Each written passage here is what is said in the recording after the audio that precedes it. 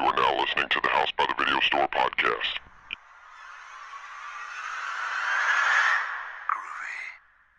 There's no more room in hell. The dead will walk near. We have such sights to show you. I kick ass for the Lord! Great Scott! Get away! Welcome to the House by the Video Store podcast. I'm your host, William, and joining me today will be Sean. Hello. And Derek. Hello. And in this episode, we'll be discussing the just-released movie, Sinister 2, as well as the original Sinister that was released in 2012, starring Ethan Hawke. Spoiler alert, Ethan Hawke is not in the sequel. And will Sinister 2 be worse than the Poltergeist remake? Yeah, or will it be better than Insidious Chapter 3? You have to listen to find out. Before we get into that, we're going to briefly go through some things we've been watching this week. We're also going to make sure to discuss Fear the Walking Dead because it just premiered on AMC. But before that, Sean, what have you been watching this week? So I got in a copy of The Editor, released through Shout Factory, Scream Factory, their label. If you pre-ordered it, you got it like a couple weeks early with a poster and stuff. So once that went up on their site, I pre-ordered it. And I think I got that probably like Wednesday. So I just banged out a really quick review that went up on Friday, a video review. It's a giallo. They build it as a satire. And even though it's a satire, but it's a little bit like a spoof almost on Italian horror films. But they also have a lot of callbacks to American horror from the 70s and 80s during that same era, during the giallo boom. It's a Canadian film by Astron 6. If you're into giallo or Italian horror from like the 70s, Argento, Bava, I think you should definitely check it out. We've got a decent amount of views on this, but not a lot. So that tells me that people really aren't on the lookout for this film. And out of most direct to DVD horror films, I think this is one of the better ones I've seen in a very long time. Super fun. It's really funny, and there's some awesome practical effects. Like some of my favorite practical effects I've seen in a horror film in a long time. So yeah, definitely check out the review to see if it's something you think you might be interested in. Because it has a very specific audience, I think. But if you're that audience member, then it's definitely one you shouldn't pass up. And I think that comes out, well, I should know this, but here in a couple weeks, it will officially be released on DVD through Amazon and everything. I don't know if you can currently order it through Shout Factory. Last time I looked, it just said pre-order again. So it looks like if you didn't get it initially, that you have to wait till the official release date. But that's definitely one to check out. So you can check out the review now and then decide if you want to pre-order it or hold off. And I don't think this will be in a Redbox or anything like that. Probably be on Netflix on the disc rental, but I think it's worth a buy. Support Astron 6 if you think this might be something you're interested in. And Derek, anything for you? That's the only thing horror related. I watched a couple other things. But I watched Roadhouse like 3 times. I almost watched The Substitute, but I watched Bronson instead. Substitute's worth watching. I also watched Inglourious Bastards, but Roadhouse. That's about it. It is a kind of fun movie to watch because like it's one of those movies I've watched like a million times, but I've always just watched like the TV versions of it. Yeah. So when you watch like the actual and edited version, it's a little bit different. There's a lot of fake boobs in it, and Patrick Swayze roundhousing people. Makes it kind of awesome. And ripping out throats. And yeah, I always forget about that scene. Like that's a pretty brutal scene, and I think Rambo stole it from the newest Rambo where he ripped that dude's throat out. But Aren't they supposed to make another Rambo movie? I hope so. They were talking about it shortly after that. Look, I they can enjoyed have that last one. Oh yeah, it is extremely. Did you bring steroids? You're not changing my body at all. No, HGH. Oh yeah, HGH. Sorry. So was that it for you, Derek? Yeah, just Roadhouse. All right, so this week I did watch this most recent episode of Scream, and I think we mentioned like last week the episode 7 had a kill again, which the show had been missing for a few episodes. And this episode returned to place setting mode of kind of going through more story beats and following around some characters and trying to, throw out some red herrings as to who the killer or killers are. Nothing huge happened. Once again, if you weren't in on this show already, nothing has convinced me to wholeheartedly recommend it to somebody. There's still a few episodes left to see what they do with it, but at times it's entertaining, and at worst, some of the acting is just really bad. Well, as we said before, I got about 5 episodes in and I fell off, and I kept meaning to catch up. I just haven't been able to honestly find the time, but if I do have a few seconds, like an extra hour or two, there's just some things I want to watch that I haven't, like Bronson. I'd never seen Bronson before. Really been wanting to watch that. Just one of those films I've never watched, so I'll watch that instead of Scream. But watching The Walking Dead, the Fear the Walking Dead, it's like, wow, these are some really good actors. They're well directed, and things were going on, but I wasn't in a, not to jump too far into it, I wasn't in a rush for the zombie apocalypse to begin in this, because I was totally fine sitting here watching these characters. That is what Scream is trying to be, but severely lacking and missing. Yes. And it's painful to watch because they're trying to do something and they're not playing to the strengths of the cast they have and the writing even. Like, it's just unfortunately kind of a poor show overall. What they should do is to better cater to the teenage audience.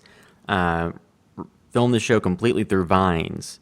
So it's just 6 seconds of like, oh, I'm sitting here. Oh, I'm dead.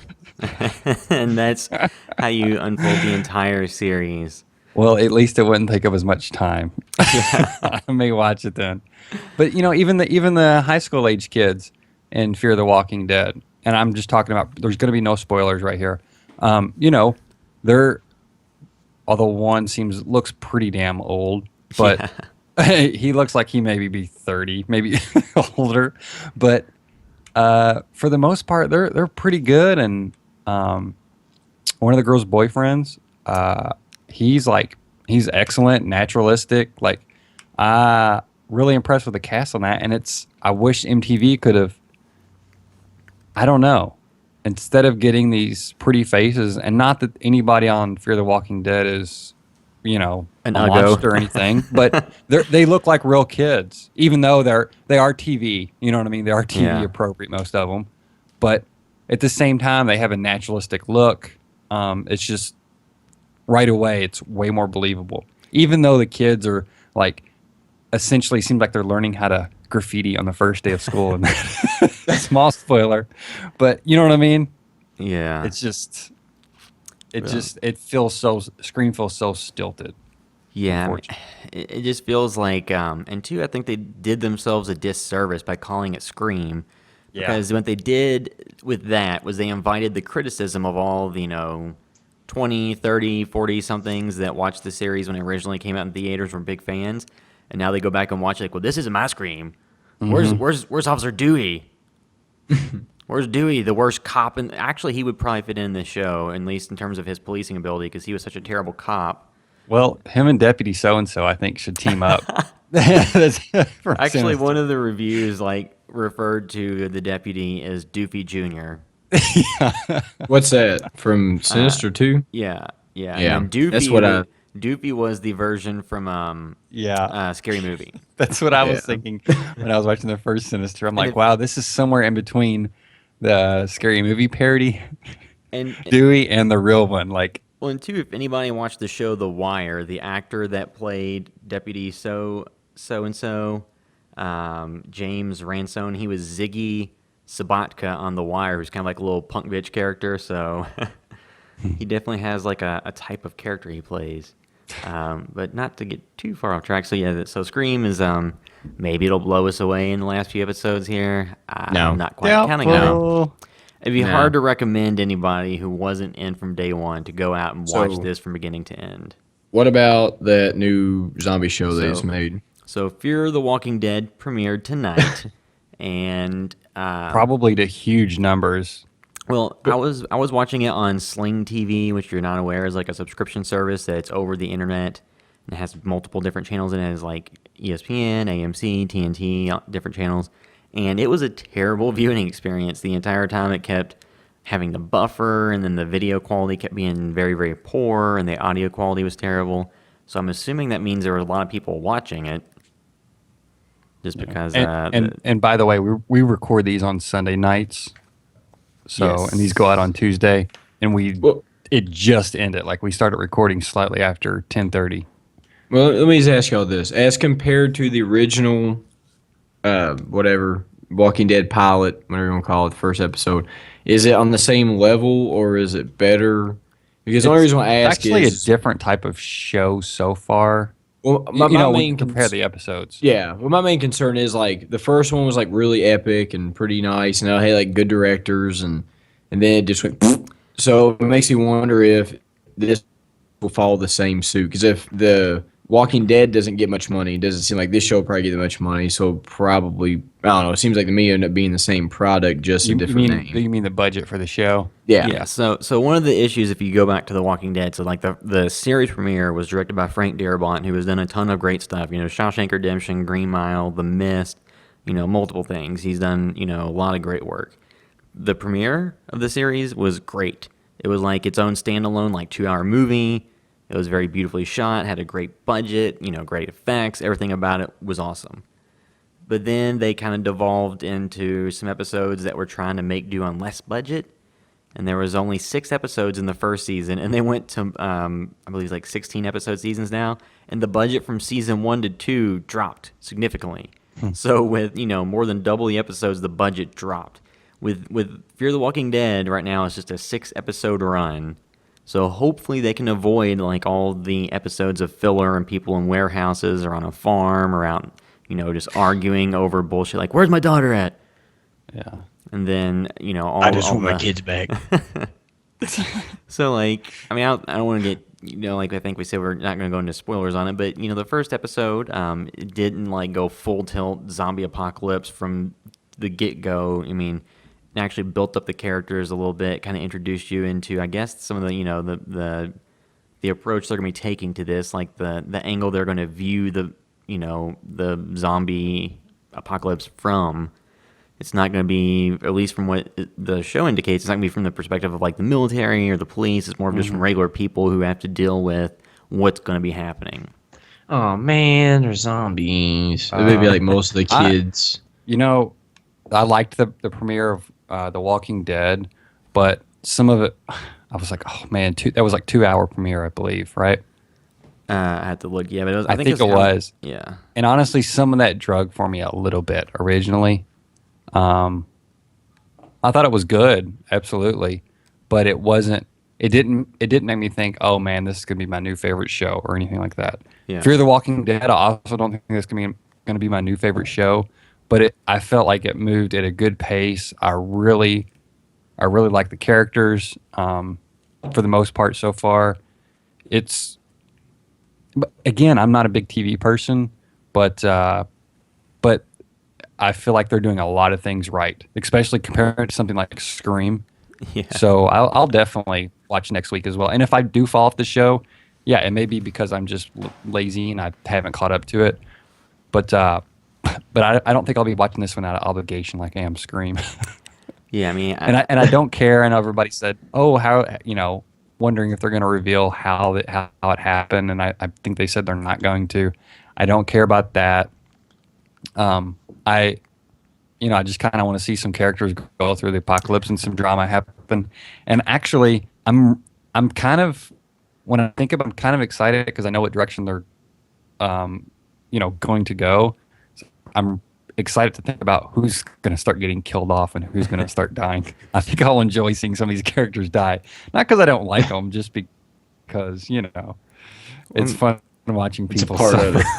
Well, and two, like, with a lot of the zombie stuff that exists today, a lot of it, is, after the zombies have been around for a while. So you go into, kind of minimalistic sense and amounts of characters, and you don't really see much destruction go down. It's also because, just the amount of budget needed to show the fall of New York due to a zombie apocalypse, I would assume, is huge.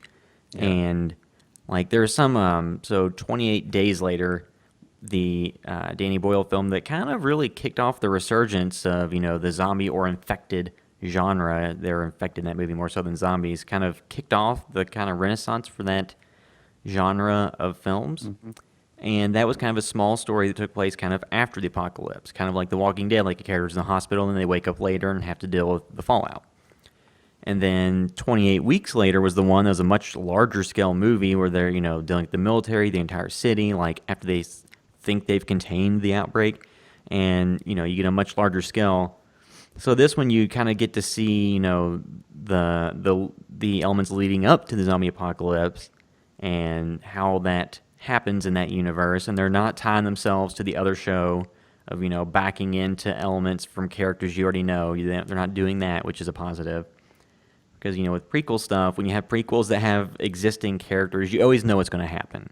Mm-hmm. So it takes away a lot of the tension when you see characters that you know are invincible until some later point in the future. But I think or they could always have a beer fest moment where they get killed, and then somebody else who's like their twin just knows everything that's going on, just takes their spot. It's always a possibility. So if you've seen the movie Beer Fest, a character dies, his twin brother shows up, and is like, "Oh yeah, well he filled me in on all of you guys, so I'll just pretend I'm him." And then they just never call me his name. I know every. And they never approach it again. So they could take that tact. Which is successful in that movie. I don't. What? But I you know, one other thing about Fear the Walking Dead is I was like, oh, who directed this episode? Because I think, it's stylistically, it's well shot. There's some visual flair to it. That again, what really made me interested is the actors are really well directed, I think. And I think they're also great actors. I'm sure, you can't just make something out of nothing. But so I went to IMDb to find out who directed this first episode. And I'm like trying to avoid seeing the characters' names. And of course, I accidentally see, this character. I see it'll say like, all these characters, so many episodes. This character, one less episode than the other ones. I'm like, oh, well, obviously they die, So I've already potentially spoiled unless they just go off somewhere, Well, too, sometimes, you can have a character that's not in an episode just due to contractual reasons who, is still alive, but... Yeah. But that's so frustrating about IMDb. I really wished they did something like they hid it, and they had a feature where you click here to reveal, like those websites that'll reveal spoilers. There's like a TV and movie tropes website. And all it does is pick out movie tropes, and it actually hides the spoilers unless you click a slider. So if you've seen the movie before, you can click that, and it'll reveal all the tropes or the spoilers of that section. So I guess you all are generally favorable on. Yes, I am. Yeah. So I think that if you like The Walking Dead already and you're a big fan of that, I think it's kind of a no-brainer for somebody to switch over from that to watching this. Nice pun. If you were not a big fan of The Walking Dead, but you thought the premise had promise, then this show, you can watch it without being saddled down by the baggage of the other show. I do think, though, they chose kind of a dumb name, like Fear the Walking Dead. They could have found something else, but they didn't want to make it Walking Dead, The Walking Dead, colon something. Mm-hmm. So I get not that, but they wanted to keep Walking Dead in the name for the name recognition portion, so... Yeah, Fear the Walking Dead sounds very generic. I think they could have had something better, but... Hey, if it has a crappy name but it's a good show, I'm okay with that. Before The Walking Dead. But I'm for people unfamiliar, I don't watch The Walking Dead. I watched most of the first season and dropped off. I didn't really like the characters. I didn't like whatever his name is, the deputy or the sheriff, I mean. Rick. Dewey. Rick. Didn't really like him. Thought he was a weak character. Some of them I thought were all right, but it just... Carl. It was not... I didn't want to put the time into it. This I'll watch for 6 episodes. I think if it keeps it up, I could see this could drop off too, though. Just because it's got good, again, just like that first episode of Walking Dead, just because it's got good actors and it's well directed, it could go south real fast depending on how they write the show. But this first one is well structured, well written, and I'm optimistic. Well, and one thing too, it has in its favor, unlike The Walking Dead, it's not going to cast British actors and make them do a Southern accent, from what I can tell. Because in The Walking Dead, some of your main characters, like the guy that plays Rick, Andrew Lincoln, is British. So, his entire Southern accent is fake. The girl that plays Maggie, I forgot her name, she's British, so it's, not the real accent.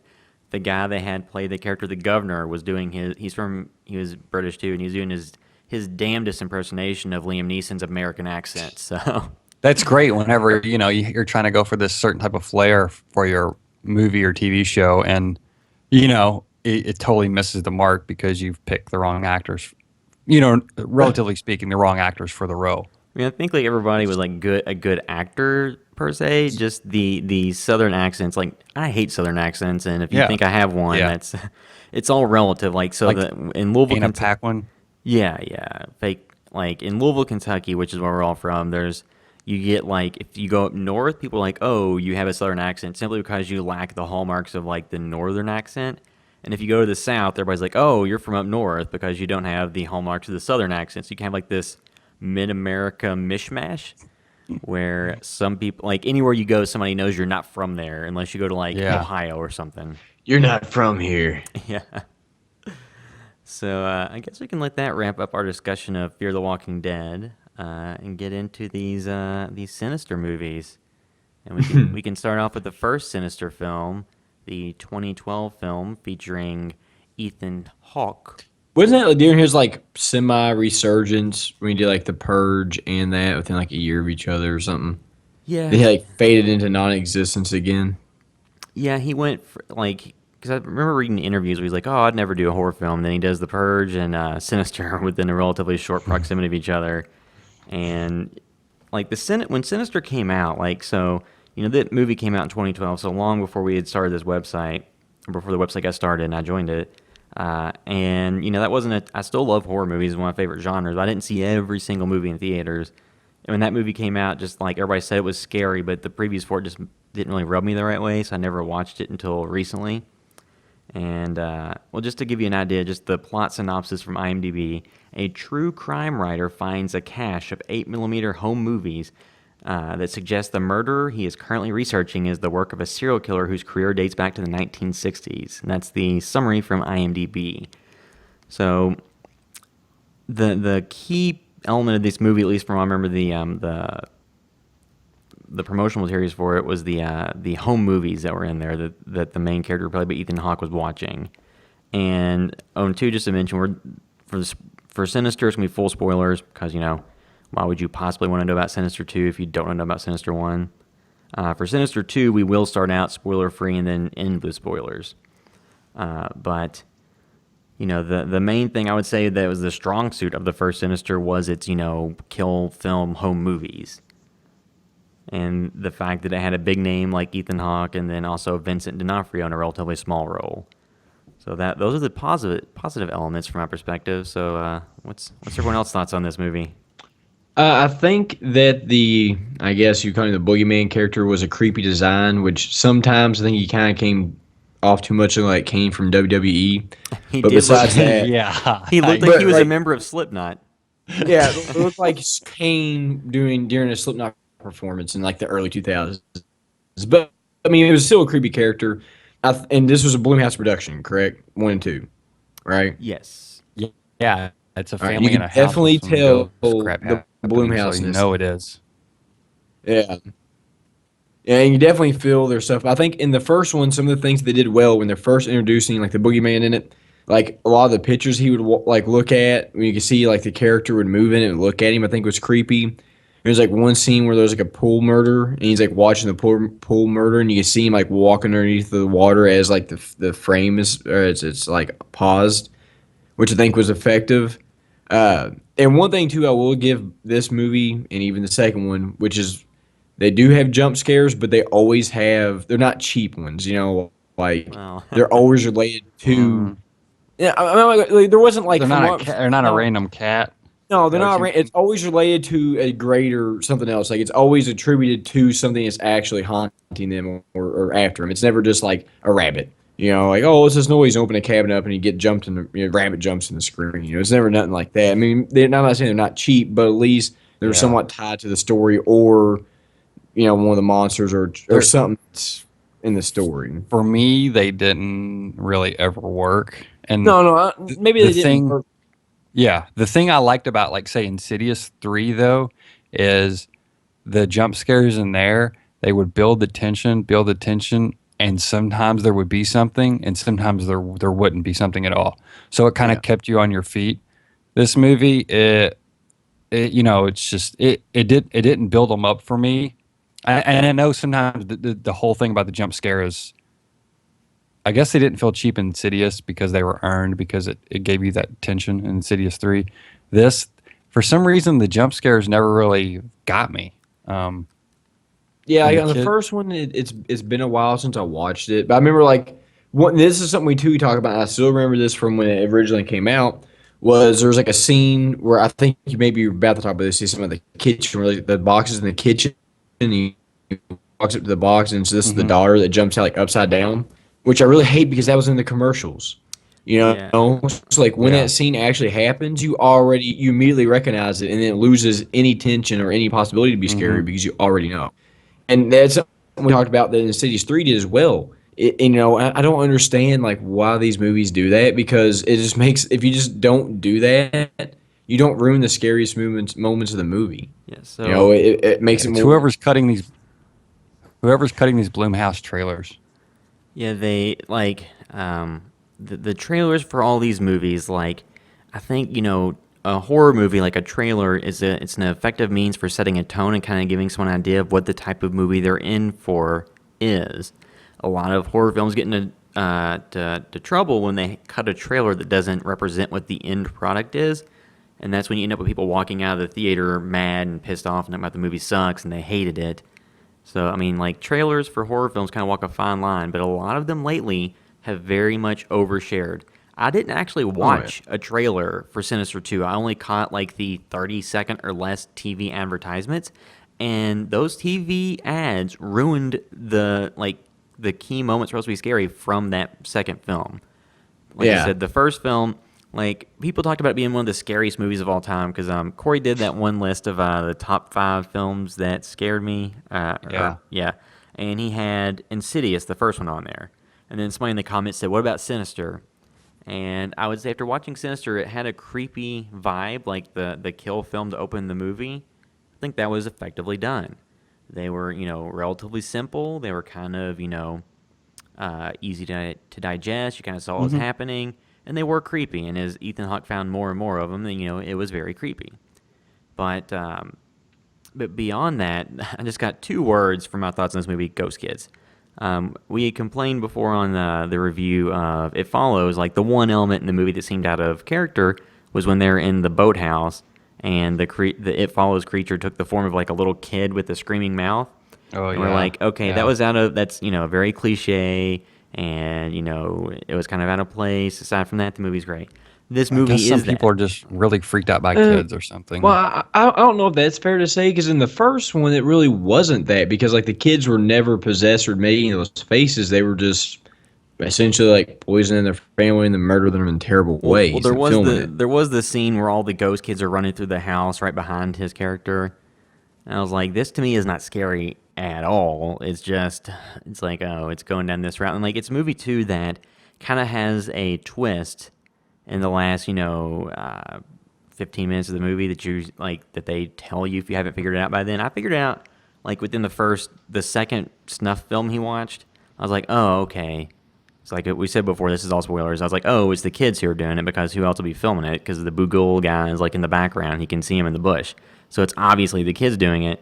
And it's oh, God. It's similar problem to have with Children of the Corn. It's could these kids actually pull off the stuff that's being done here? Yeah. Well, I think in that one too, though, is typically they would poison the parents or do something that subdue them. With Ethan Hawke, when he at the end of the movie, when they moved out of the house and they were at the other house, he drank. I think the girl poisoned his tea or something, and they would do that and tie him up where they really couldn't get out of the situations that they were in. But then that also brings back to, could a let's say 70-pound girl pick up her parent and drag him across the room and put him in certain situations? And that girl was not 70 pounds. She was probably more 40 pounds. Yeah, but could you do that? No. But then again, you could also play devil's advocate and say, well, maybe the boogeyman was helping her. Well, I mean, so too, I think something that is very noticeable in this movie is that in the first Sinister film, everything's dark, and apparently Ethan Hawke's family doesn't like to pay their utility bill because they leave the lights off at every moment possible. So the entire house is always cloaked in darkness, and they don't actually want to see what's in the house and what's coming for them. Yeah, and we were kind of talking about this earlier. You know, you can say, oh, they were trying to build an atmosphere, but for me, it was almost just a turnoff. Like, everything was so dark the entire time, and it doesn't have to be dark to build atmosphere. You know, the Overlook Hotel in The Shining, like, that thing is so, like, painted with light, but Kubrick was still able to manage to pull kind of tension and eeriness out of that place. And not that they had to blast their house with light, but there's other ways to do it than just making it complete darkness the entire time, because that's not scary to me, and it doesn't do anything for me, but it kind of frustrates me when I can't see what's going on. Yeah, I mean, Yeah, I think that was more frustrating. That one was the darkness in it. I mean, like, so I think that, you know, But I still think overall, I don't think that Sinister One was a bad horror movie. I think it, you know, like, I'm gonna compare it to Insidious. Like, I'm gonna compare the first two Insidious, is because same production company and similar criteria, maybe not the same, but like because they both are horror movies that deal heavily with children. I think this one and two attained were both rated R, correct? I feel like this. Second was PG-13. so Was it? so Sinister, both movies are R, and then on the Okay. Insidious That's what franchise, they're all PG-13. Yeah, and like with Sinister, I mean, mainly the rated R is just the violence of, you know, the found footage stuff, which I think that was a good trope because it's something you really didn't see much, you know, or just essentially like snuff films. Like I said, I think to me the movie loses a little bit of sting when it's the children doing it, because like William says, like, could these kids really do that? You know, I think it loses a little bit of the sting on it. But I still think the Boogeyman character was effective, and a lot of the shots they did with him, where they had like still shots of him and he would move and do different things, was pretty creepy, because he's like almost like you said, he's like built like a WWE wrestler. Well, I But mean, just his like face and clean is pretty creepy. And, you know, the fact that you never really get a scene very well, I think makes it creepy too. Yeah. You know, For me, what was your 2-word review essentially, William? oh, Ghost Children. Okay, mine one word is flaccid. Like the kids that are kind of creeping around him at that one scene, you know, when something's actually happening. One, I didn't think it was all that great, because it was like, well, are these kids even threatening? Does it matter if he even, you know, he'll be scared, but whatever. But that so far in the movie, it's like well past an hour mark, and that should have happened 20 minutes in. Like, nothing happened at that point other than the audience saw the kids kind of moving around. Like, I feel like a lot more should have happened earlier in the film to kind of build up tension and make you feel like there's some sort of threat earlier on, because for so long it's just him just finding these things, watching them, which were like whatever for me. They were all right. They weren't anything, you know, mind-blowing or anything that was just super inventive. You know, they were kind of clever to handle a story in this way, but at the same time, it's a family in a house with some essentially paranormal stuff that was happening. So for all of that, like, even though that was a little bit creative, it just feels like so much more of it was kind of the typical Blumhouse family being haunted, essentially. but in this one too, though, in the first Sinister, it was mainly just focused on Ethan Hawke. Yeah. Yeah. He's And by far honestly, the main his character is kind of a dirtbag. You know, like, he was not a likable character. Well, I think too in this series, so I think it's a very intentional thing on their part that, like, troubled home life, you know, goes along with Bugol being there. Like, it's kind of like it's a chicken and the egg problem. Does he only pick families that have issues going on, or does the families he pick have issues because of him? But, you know, it's a family life where Ethan Hawke's character, his dumbass character, moved them into a house where multiple murder happened to help write a book without telling anyone else that was telling his wife that that's the house they're moving into. I mean, I think that's a pretty bad thing to do, because she complained about them having moved on the same street before. Yeah. And then like at the end of the movie, it shows their house. They have like a palatial mansion that's like this huge place, and you know. But I think one thing that the first movie did effectively is that the character Bugul was in the shadows most of the movie. You never really saw him that much. It was kind of in the background, and it wasn't like at the forefront, which is something a lot of movies these days don't really have the restraint to do. They have to have it up in your face from the very beginning. But I thought the fact that the kids were the killers to me kind of undermined the scares, and in the end, the ending of it wasn't scary to me at all. Well, it kind of undermines the Ghoul guy too a little bit, because like if he's just the Charles Manson of like ghost killers, it's kind of like, man, like you kind of take it out a little bit, because while you're creepy and intimidating, you're gonna have my like cousin that's like 8 years old and 70 pounds kill me after she poisons my tea with antifreeze. Yeah, with That's what it looked like. or like some other, which another thing too is, but apparently, in real life you drink antifreeze, you just get severely sick and puke and probably die. But in this, apparently you pass out. Well, Yeah. and having actually tasted, I'm a mechanic, and actually having tasted antifreeze on accident, like, you would know if it was in your drink. It's pretty gross. I will say, I know on this podcast I've mentioned the show Hannibal a lot, and We're about to put a ban on it, like with what am I allowed? but this is Avengers and Fast and yeah, Furious. Avengers and Fast and Furious. I'd just say, like, the show Hannibal has, on a weekly basis, much more graphic, disturbing, intense situations than this movie had. Like I said, once you find out that it's kids doing the killing, it's just like, meh. I think some people are really affected by ghost stories and kids killing.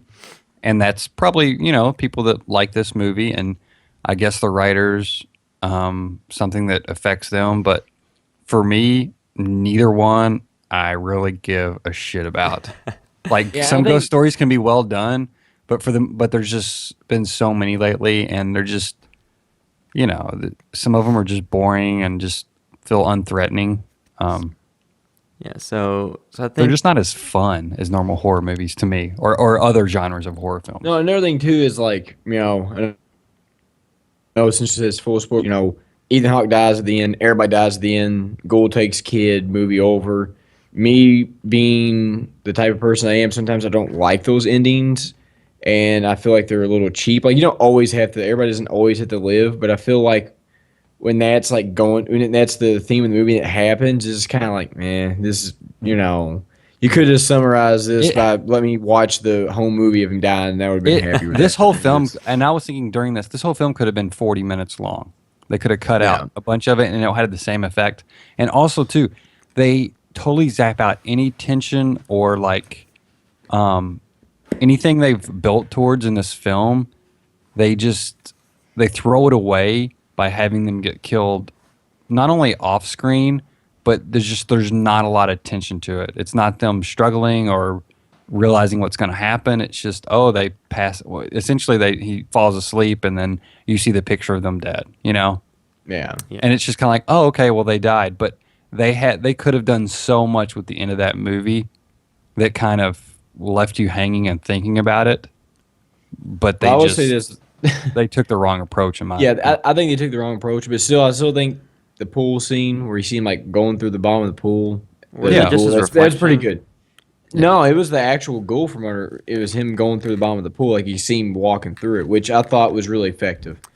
But outside of that, the ending, like Sean said, it's like I agree with him. I'm glad they all died, to be honest. Yeah, exactly. But I just wish they would have been able to have some type of satisfaction to it. Yeah, it's not like with like Insidious where like they weren't the greatest parents in the world, and they didn't have a ton of character development. You didn't like dislike them, like you didn't want anything bad to happen to them. Whereas this was like, all right, I'm ready for it. Yeah. Yeah, he was kind of a dirtbag because of what he did. So it's like, yeah. Well, and too, like, I guess it was somewhat ironic that him finally making the right decision was, to take his family out of this environment was the thing that initiated their deaths. Yeah.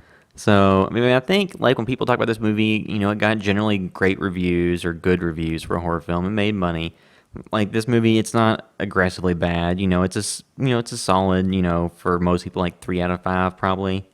Nothing that will be in the conversation of the greatest horror films of all time, or even something people really talk about 5 years from now. But if somebody's like, "Oh, I really like that movie," I wouldn't begrudge them for liking it. So let's segue that into your Then- thoughts of Sinister So, 2. so to Sinister 2, the scariest thing about Sinister 2 was this morning we saw relatively, so this is Sunday afternoon or Sunday night, August 23rd. We saw this movie relatively earlier in the day, around noon. I had woke up in the morning. I didn't have time for breakfast or anything, and just went to the movie. And I got some food before the movie started. I got a chicken tender basket with fries. Pretty standard stuff, right? Ate that before the movie started. About an hour into the movie, I started getting some pretty bad stomach problems because theater food. And the feeling of my stomach was scarier than anything in this film. And at the end of the day, I was like, so did I waste more money on the food that caused me all these issues or on the movie that was $9? Well, let me say this. Like, y'all are probably going to disagree with me. It was a very run-of-the-mill horror movie. If I had to give it a rating, I mean, I'm probably going to go like a 3 out of 5. No, I'm going to go like a 3 out of 5. Like, I've seen much, much, much, much, much, much worse. And I've seen a whole lot better. And I think this, to me, just like falls right in the middle. I think it did some things. There's some things in the movie that I liked what it did. But then again, like, I think this one suffered the same problem the first one. And the ending of the movie it kind of fell apart. Like, just the way everything went and happened to me, just the ending, because I know we're not doing spoilers yet, but it fell apart for me toward the end. And then the last half, the second act of the movie, whatever, was, I think, just kind of brought it down as a whole. Well, I don't know what I would rate it. I don't know if I would rate it high as 3 out of 5, but I'm kind of right there with you. Like, I actually think I enjoyed this one. This one maybe was a little goofier in some parts and dumb and kind of laughable, but I still enjoyed it more than the first one. I think based on the structure of the story. Like I said, the first one moved so slow for me, and just, there just wasn't much happening aside from him watching these films, which were fine, but it didn't really affect him. There wasn't any drama with the characters for the first part of that Sinister film. But for Sinister 2, there was a lot of structure to it, as far as like a lot of corners were being turned and things were happening. Characters were, meeting each other. There was at least some drama beats throughout this film, and that at least kept it moving for me, at the very least. Yeah. And one thing, too, to mention, I don't know if we mentioned this prior. So the director of the first film was Scott Derrickson, and he also was the writer with C. Robert Cargill, who was actually a writer for Ain't It Cool News, who was Massa Worm. So that was, the creative team behind the first film. For the second one, Scott Derrickson did not return. He actually got hired by Marvel to direct their Doctor Strange film with Benedict Cumberbatch. So that's why he's not back. And they have a new director on this one. I guess you pronounce it Syrian Foy. But Derrickson and Cargill still wrote the movie. And I read an interview with them they did for Bloody Disgusting, where they talked about their plans for the movie wasn't to retread the story like a lot of slasher sequels and stuff like that. And they actually laid out like the Paranormal Activity series as something that laid a blueprint for doing sequels well. Mm-hmm. But I would argue that they do not do sequels well, because the thing that Paranormal Activity does, the first film is so effective because that could be anybody. Anybody could have something like that happen to them, right? Ghost stuff going on in your house. I mean, there's like a little bit of backstory stuff about like her and her sister would, have stuff happen when they were little, but still that could have happened to anybody.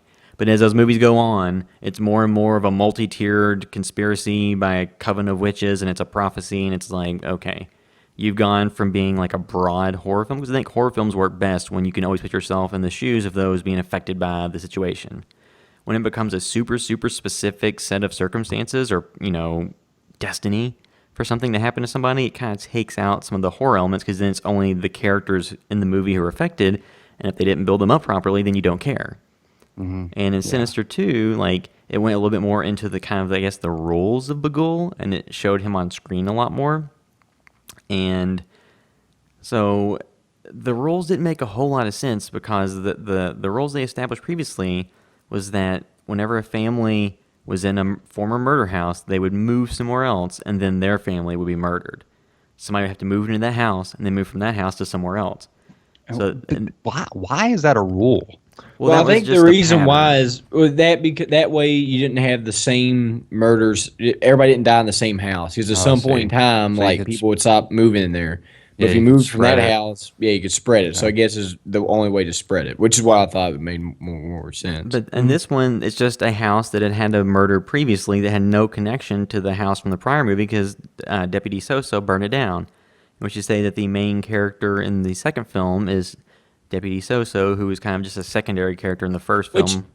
I actually the first scene he was in, I didn't like it, but as moving on, I kind of liked his character a lot more. Sinister too.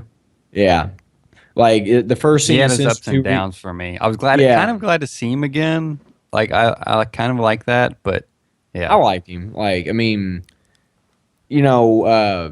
because they probably had a stronger actor, yeah. But I mean, I think his character worked for the film, and I did like him. At first, I didn't, and then as we move on, I actually started to like his character a lot more. One thing I will say though is in this movie, the relationship between Deputy Soso and Courtney Collins, who is the mother of the two children, are kind of the main characters, progresses essentially from nothing to like very close within like literally 2 days.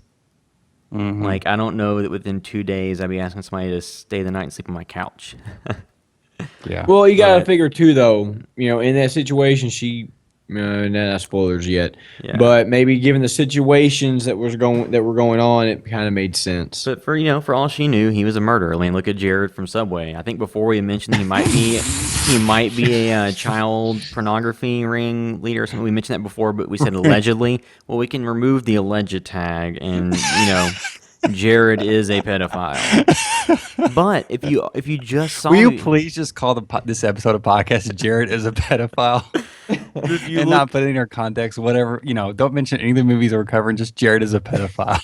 Yeah, but for all she knew, Deputy Soso could have been released from the police force. I mean, I don't think it's much of a spoiler to say that he starts this movie not on the police force anymore. He's a private investigator. So, I mean, it's not that much, she didn't know him aside from what he told her, which could have been all lies. Yeah, But, he kind of looks like a creep too. I mean, and two, he's a character that, he's a fun character, but I don't know that he's the dramatic lead in a movie like this. Yeah, he's fun because he's a dummy. It'd be like Scream if Dewey was the main character. He's fine. But in Scream though, you forget in the second one, and they were looking for. They always look for him. Like all the characters always want Dewey there. He's kind of an I thought you idiot. were gonna say if it was like Randy was the main character. well, yeah. Kind of for me, it kind of aside from all the meta stuff, he's just kind of like this dumb little goofy character. I think they really tried to earn him being a lead in this film, and they don't get all the way there, but it wasn't like a completely wrong decision out of left field. It's some type of thread. If they wanted to do that or continue a thread through these films, he is a somewhat logical thread through this, and considering what happened to everybody else. Yeah, I mean, I agree that it made sense to bring him back as a character if they wanted to have, the Insidious films, when you went to Insidious Chapter 3, you had a connective character between the series, which definitely helps, ground the movies, keep some continuity. But one thing I'll say for this movie is if, people found the first one scary, for this one, I didn't see a single scare in the movie. There was 2 or 3 jump scares that I didn't watch the trailer, but just the TV commercials spoiled the 3 jump scares I remember seeing in the movie. And it's by doing that, you've effectively, when we saw Insidious Chapter 3, there's a scene where a character gets knocked on the floor, and it was very tense. When I was in the theater seeing it, people had an actual visceral reaction, were saying things no, or you could hear that there was tension. For this movie, granted, it was a relatively small audience because it's a Sunday, afternoon or morning. And to mention, when we saw Insidious at the same time, but also in Louisville this week, they had the state fair going on. So I think maybe that may have made the crowd a little smaller because we saw Insidious 2 or Insidious 3, early on a Sunday, and it was a pretty full crowd. So maybe but that was the biggest box office for any horror film this year, though. Yeah. And again, that's and this film did. What did this film do, William? 10 million. Yeah, so it hit like 10.6 million, and they expected it to come in somewhere between 15 to 18. Yeah. So it's in line to make money, but not enough to be like, oh, this is a surefire bet for another sequel. Well, let me ask y'all this though. I hope they don't make another one and they go after something else. Yeah. Yeah. Do you think that? I mean, because I don't think that Sinister 2 is any worse than Insidious 2. Like, I think with Insidious 2, I think there was a significant drop off from the first one. And I think this one, I'm just going to compare them because they're both Blumhouse. It's just like, I feel like the first one was very strong. Like, Insidious 1 was strong, Sinister 1 was strong. And then they both suffered a little bit of a drop off on the second one because you kind of showed all your tropes. Like you kind of you used up all your bags of tricks in the first movie. So you did the second one to kind of continue the story a little bit, but maybe you kind of used up everything that you could.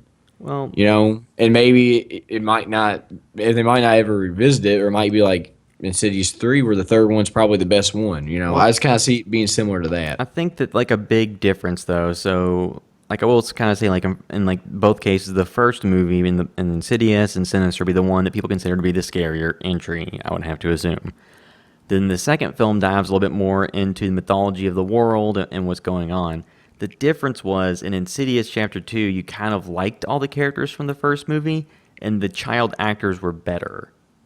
And the child actors are a big portion of all these movies, and I think they were stronger in the Insidious 1 and 2 than they were in Sinister 2. Yeah. And the first one, they really weren't as big of a part of the movie until the end. Yeah, which is exactly how, like, in both of them, in Insidious and Sinister, like, in the first one, the kids were in the movie, it revolved around them, but they were not the main focus, whereas in the second one of both, they became the main focus, and the adult actors were kind of secondary, because the main focus of the movie became around the two brothers. But you think we can go ahead and do spoilers, or you want to just give final thoughts on the movies first? I think we can just give final thoughts, kind of like our recommendations, and then we can get into spoilers. Yeah, like, if somebody's asking me if they want to watch this movie, my first question is, have you seen Sinister 1? If you did, and you did like it, I think because me and my girlfriend went and seen it, and like you said, I think it was, about $9 per ticket. Yeah. So I'd be really hard-pressed to tell somebody that it's worth that, because that was $2 on a Sunday, so you got matinee prices.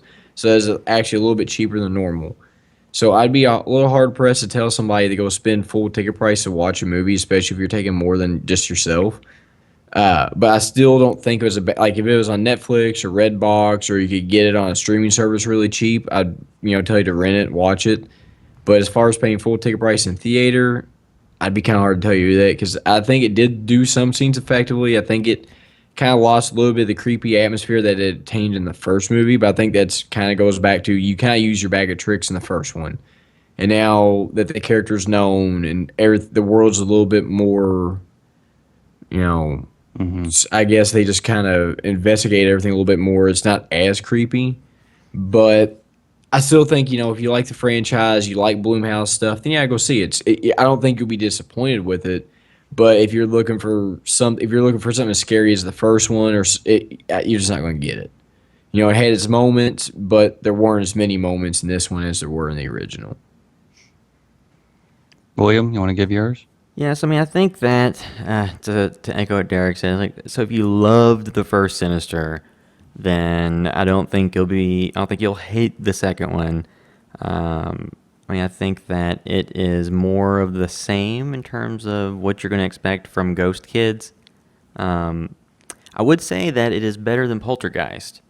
Which isn't the highest bar to hurdle, but it did clear that one. Yeah, I mean, Poltergeist was like, we've all shit things out that were scarier. While there was so in Poltergeist, I think there was a distinct lack of scares and tension and caring about anything that happened, and the moments are supposed to be like the climax or the most tense moments, like were almost laughable. And you had Sam Rockwell in that movie, who is an amazing actor in everything he does. How could you not write him something where he could at least extrapolate some type of meat from? Yeah, Yeah, I mean, he that was a huge waste of his talent, and just a very huge letdown. In this movie, it wasn't that bad. I mean, there were some moments I was at least invested in the story because like the Deputy So-So character, he is likable. He's not the greatest lead character, but he is likable. So, like if I was just not involved in this podcast at all, then no, I would not have seen this movie.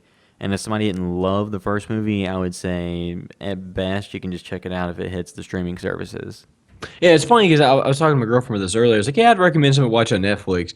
But I always forget that Netflix isn't free. Like, I've had Netflix now since like 2010 or something. So I always forget that you have to pay for Netflix. Yeah. So whenever I talk about it, like, oh, yeah, no, I forget you have to pay money for it. So it's not free. It's just you have to pay extra for more movies. Yeah, you have to pay extra. But I just always forget that you pay for it because I've had it for 5 years now, So it's always like, oh, yeah, just watching Netflix. It's free. It's like, no, it's not free. I always forget that. But yeah, I mean, if it's like on Netflix or something, yeah, watch it. If you're already paying for a streaming service, like Amazon's going to stream it, definitely watch it. But I just have a hard time recommending somebody to pay full ticket price to watch that. Yeah. So to answer the thing we proposed at the beginning of the podcast, again, like both you guys think, definitely, well, I don't say it's like a lot better, but better than Poltergeist. Nowhere near as good as Insidious 3. And yeah, it's not a terrible watch at all. Like, I didn't feel like we specifically made a point to go see it for the podcast, but I wasn't like, oh my God, that was a complete waste of time. No, I didn't get that. It was a fine little Sunday. I liked going to the movies every weekend, ate popcorn, watched it. Was just, I enjoyed it. Like, yeah. I wasn't like, man, what the fuck did I watch? Like, I enjoyed watching it. I was laughing at it sometimes. Sometimes I don't know if I was ever laughing with it. Really, I think maybe a little bit, but I think that it's fair to say, like, if you liked Insidious 2, you'll probably like this because I put them on about the same level. I mean, like, I don't think had they're more comparable. fun watching this than Insidious 2. Insidious 2, I felt was more boring. Like Yeah, I said, this moves at a good clip. It's not boring. And yeah, it's not like a terrible watch. If you want to go to the movies, I wouldn't spend money on it unless you know what you're getting into, But with it being on Netflix and all that, when it probably will eventually hit, it's one of those things where, for me, I'm very picky about what I watch. And if there's a lot of great classic horror films that you haven't seen, don't pick this over any of them. Yeah, don't go pick through this your over list them. first. But yeah, and real quick, do we want to go through? What are the critics saying about this, William? As far as like Rotten Tomatoes, what's the general consensus? We can kind of just do a quick recap on that before we get into a few spoilers and then wrap it up. Yeah, so the tomato meter is at 17% for top critics and 12% for all critics. I mean, it looks like a lot of the consensus is it feels like an unnecessary retread, that there aren't many scares, nothing's that scary. Somebody actually quotes, Mark Kermode from The Observers, like, I don't want to watch anymore, declares terrorized youth Dylan. We know exactly how he feels. So you have a lot of reviews like that, a few positive ones smattered here and there, and you have, the user reviews. There's one that just made no sense to me that shows up on Rotten Tomatoes. So it's 3 stars, okay? So it's 3 stars. It's a review for Sinister 2. And then it is like 800 words. And it just says, cleaning supplies NYC. Cleaning equipment sales NYC. I've seen that. Cleaning equipment repairs NYC. Janitorial service supplies. And then it gets in like Husqvarna, Kimberly-Clark, Majestic Stone Care, Miracle Sea Lance, Rubbermaid. It's like, what the hell is this? And why is it there? And it's on the page. It's on the front page.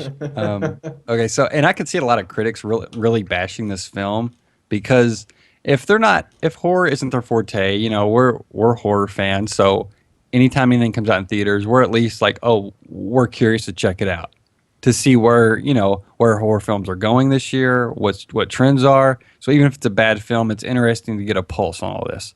So I can see critics finding even less value in watching this who have to review all types of movies, Yeah. So I can see why it got bashed by general critics. But again, as we see with horror films time and time again, rabid fan base, and they're very vocal, but they're also sometimes more forgiving. And it's their niche, so they're obviously going to like it more than most people. So real quick, Derek, hitting through Instagram just to kind of bounce off the critic reviews. There was a lot of people that were more positive. I'm going to read a couple of those real quick. Victoria Nightmare just saw the movie FML on the ending. Really? Like fucking really? There were some bad ones too. Just saw this, and I must say that it's a must-see movie. Sinister 2 was so scary, man. That was by Hard Life. Somebody else said this movie was fucking fantastic by Insta Egg. Nuts for Movies gave it a B+, a solid. Let's see here. Vegan Luke said, Sinister 2 feels like a very rushed sequel that brings nothing new to the story. Some creepy moments, but very disappointing. They focus too much on the ghost kids, too, whose makeup just took me straight out of the movie, which I totally agree. Nigel Chivers said, this was so shit. I love horror films, even some of the bad ones, but this was just pure shit. Staying and watch Starry-Eyes, The Babadook, Housebound, Honeymoon, Goodnight Mommy, Dark Was the Night, Late Phases, or even stick with the first Sinister. All recent horror films that kick the shit out of this trash. All right, and I'll stop there, but it's fun going through Instagram and just seeing what some of the horror fans are saying, because a lot of times they will be more positive than critics, but as you see with this film, it's kind of more negative, but there's still some fans of it. Yeah, I mean, if you look on Twitter, you can see people who liked it more than the first one. I just did a search of the hashtag earlier, and there's a lot of people saying, like, oh, much better than the first one. So some varied opinions out there. So I guess we can just kind of go ahead and go into our social media plugs where you get to spoilers. So as always, you can give us a review in iTunes, which we would much appreciate. If you just go to iTunes and leave a review about what you like or don't like about the podcast, that's always helpful to us. You can follow everything we're doing at housebythevideostore.com. You can follow us on Twitter, Facebook, Vine, Instagram, YouTube, Vimeo. I think those are all the accounts. And there's links to all those from housebythevideostore.com, so you can find all of our content. If you want to see what I'm doing on the internet specifically this week, you can find me on Twitter at will_droid. And I'm at Blevin Sean. And you can find me on Instagram. You can find me at MetaWorldDerek.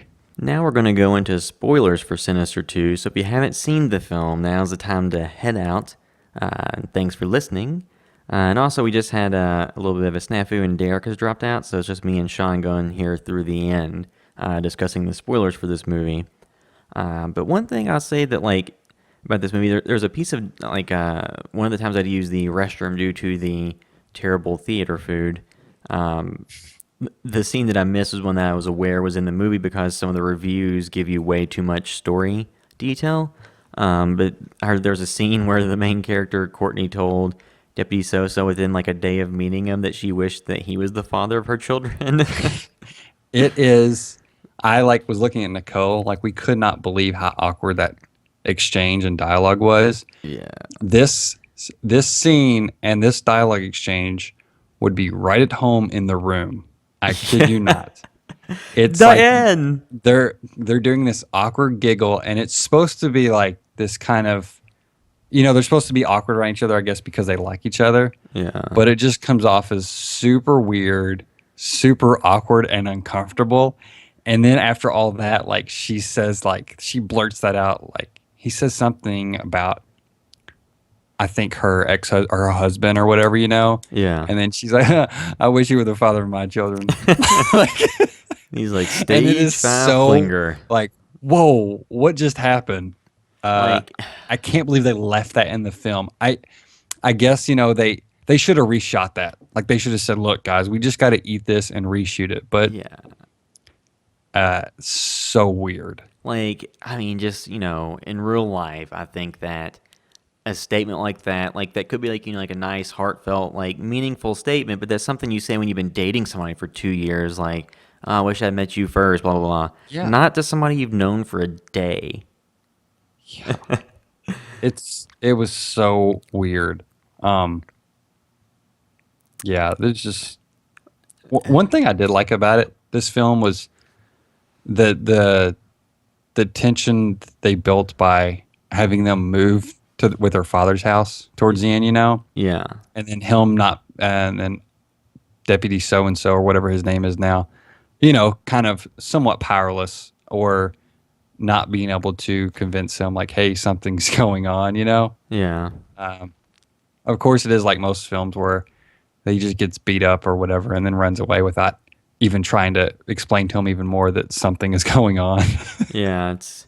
But I still like that kind of twist on the whole thing of them moving and him knowing, but not be able to let them know. And so I like that it wasn't just another family, the same thing happening. There was a lot of things happening in this film, even if some of them were awkward or stilted or whatever. It did not feel like a lazy film in that regard. Well, I think, like, too, just the general idea of if you spend enough time researching a phenomenon and spending enough time looking at it, sometimes it looks back at you. Like, I think that is an interesting premise, kind of coupled with this, because he doesn't fit the criteria. He doesn't have a family. He did not live in any of the houses, so why would he be a target of the creature at all? And it's just simply because he's been looking into it. Yeah. But, like, one thing, too, that kind of rubbed me the wrong way is, like, so the entire time they're trying to entice the kid Dylan to be the murderer. And then at the very end, when he decides not to do it, the brother, Zach, like, takes his place and does it with glee, willingly. It's like, so how many times have none of these kids ever been like, no, I don't want to do it? I know, yeah. So they all had a choice. Like, they were all like assholes that were happy to murder their family. And like they were showing like there's like murders that happened in other countries. And so it's like, so what is the pattern? Was the pattern they found just like coincidental, or was that the actual pattern he has to follow? Because how do you go from country to country over these decades? And so maybe like the pattern, it was just something they noticed, and it was a different rules for why he does it. But I found that the brother Zach, kind of flipping and being all in, was kind of. And that kid was not as good of an actor as the other brother, but neither one were great. No, yeah, neither one were stellar. Another thing I thought interesting was, at least somewhat, was them pulling in the ham radio frequencies. Yeah. Have you heard about that? Yeah. I mean, and two, wasn't there a movie with Dennis Quaid where you could hear like his deceased father on the ham radio or something from years before, and he was trying to like prevent something? I don't know. White noise, that was something different, wasn't it? That was the EVP, right? Yeah, I think so. That Ghost Channel bullshit. But there really was like this weird kind of transmission, and I can't remember exactly what it was. I've heard a little bit of it before. I heard about it originally on the Giant Bombcast, actually. Somebody on there got into ham radios, and you got to have a license and everything, and they explain this transmission, and I think there are some recordings and stuff.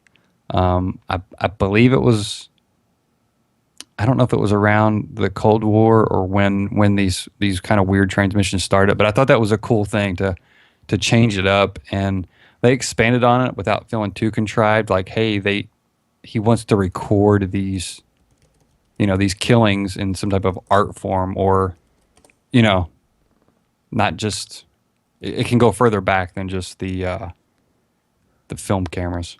Yeah. Oh, so the movie I was thinking of was Frequency, that had Dennis Quaid and Jim Caviezel. Okay.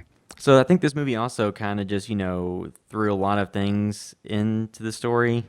Like, mentioned like the ham radio, and why does everything have to be a pagan deity? Why can't it just be something else? But like, so if it's a pagan deity, why does he wear a suit and look like he's a member of like a slash metal band or something? Yeah, he's kind of a goofy character to me. And two, it's kind of goofy looking. Showing more of him, I think, is a mistake. Mm-hmm. And two, like once, so knows that he figures out the kids are the one doing the murders. So when he goes to the family to save them, when the kid Zach is trying to burn everybody alive, he hits him with the truck, but not enough to hurt him that much. But like, which was satisfying. I'm glad he did that. I'm like, good. At least he didn't take it easy on him. But then why, like, had to avoid the entire ensuing scenario, he could just walked up to the kid and punched him and knocked him out. Yeah. Taken the scythe, tied him up, untied the rest of the family, and there is no climactic ending. Mm-hmm. It's So why he didn't subdue the child who would try to kill them all is beyond me. I did like how he sliced his hand and then part of his hand was gone. Yeah. That was pretty awesome. That was gnarly. I was like, oh man, Yeah. that like affected me on some type of level because I would hate to have half of my hand cut off. So that worked. And then, you know, the ending is also, I don't like the movies where you have like these spirits and you have all these rules that are kind of undefined and they can hurt you but you can't stop them and you know, stuff like that. And this movie kind of ended in that way with the kid Zach just being crumbled and killed and taken by Bagul. Yeah. It's like, eh. You think his mom would have been like hysterical? Yeah, but she's like, no, fucker tried to burn me alive. Yeah. And they did. It's just so. And no one even gave a single shit that they burned the abusive father alive. They didn't even like look over at him. It was just like. So they're like, well, I mean, it's problem solved. But too, so like the very last scene of this movie, when, you know, after the house is burned down, they escape. So it's Deputy So-So, and then Courtney and Dylan, so the survivors. He goes back to his hotel room to get his equipment, and he's in there packing up, and then you see Bagul. So it's like, did Bagul kill him? Can he kill people aside from children? Again, it's just weird rules that they kind of just, you know, they bend and change depending on whatever it appears to whatever is convenient for the structure and scares. And I assume too that his fate would be determined by if they're doing a sequel or not, or, you know, how much money he would cost to come back. Because, I mean, it's kind of left open as where, like, because, you know, if Bagul could kill people, then why did the children ever have to be the one that did it versus just him? Yeah. Yeah. Yeah, there was a lot wrong with this, of course, but it wasn't completely offensively bad. But also, I went into it with super low expectations because it had 0% at one point on Rotten Tomatoes. Yeah, like Thursday or Wednesday, whenever we first looked at it. Had... You know, I sent the picture of the screenshot of you guys of the site because I knew, you know, we planned on reviewing it stuff. So, and that's sometimes not great to do because then it'll color your perception of it. Not necessarily to see it, but for us to kind of, since we're giving people our opinions, like I went in there with super low expectations, so I may have came out with a little bit higher than I normally would have if I would have known nothing about the film. But I don't think I would have absolutely hated it regardless. Like it was not offensive, I don't think. It just was not super well done. Yeah. Yeah, so I think we covered pretty much everything we can cover on this movie. So unless you have anything else, I think we can wrap this one up. Yeah. Well, the transmission thing, real quick, is called UVB76, and it was known as the buzzer. And it's a certain frequency on shortwave radios, and it broadcasts like a short buzz tone, and it repeats at a rate of approximately 25 tones per minute for 24 hours a day. And on rare occasions, it's interrupted with a voice transmission in Russian. And it first started in 1982. And I don't know if it's still continuing or not. Let's see. Just a quick Google search. They do have a live stream of it. Yeah. So I'm sure it's still going then. See, that actually is more interesting than what the movie did. Yeah, I know. It's a kind of it's a fun thing to look into if you want to be entertained by weird real world things. So I thought that was cool that they brought some level of that in there, even though it's not the same thing, you know. Yeah, I thought that was a cool little twist in the film. But yeah, there's just not a. I mean, there's enough to talk about. We've obviously talked about this film at length. But it's one of those films that I'll kind of probably forget about here in a few weeks. My wife and I were talking about the ending of it. I think later that night, I brought up something about it, and she said, I already forgot how that movie ended. So that tells you what you need to know about the movie.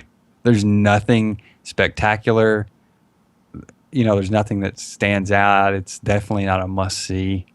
But if you are primarily go to the theaters for horror films, you know, it's not a bad thing to go see completely. If that's all you're looking for. It's not technically terrible. Yeah. just on the production aspect. So I think that'll wrap up this episode of the House by the Video Store podcast. Thanks for listening. House by the Video Store.